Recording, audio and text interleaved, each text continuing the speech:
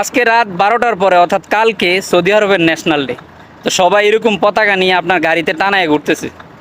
তো যখন আমি নতুন কফি শপে ঢুকি, আমারে দুইটা মোহিতো অর্ডার দেওয়ার পরে ওই বলতেছে কাস্টমারটায়, আমি নিয়ে দেওয়ার পরে কয় একটা এই মানে এই পতাকা দিতাম। তো পতাকারে যে আরবিতে আলম কয় আমি তো জানি না।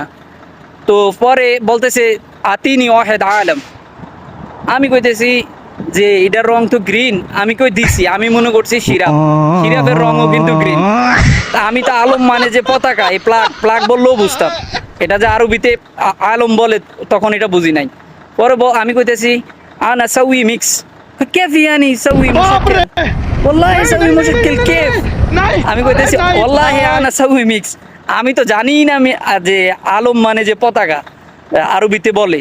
তখন হে অবাক হয়ে গেছি, কিরে আমি কইছি যে হ্যাঁ একটা পতাকা দিত, হ্যাঁ বলে এটা এই এই মুহিতুর মধ্যে মিক্স করে লাইছে কেমনে। আমি কো আল্লাহ আমি জানি না।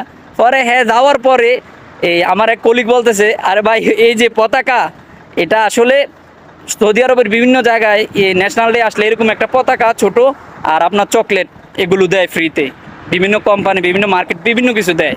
তো এই আলম পতাকা বলায় আমি বুঝি না তখন, এখন মোটামুটি তো বুঝি। তারপর থেকে আমার আর ভুল হয় না।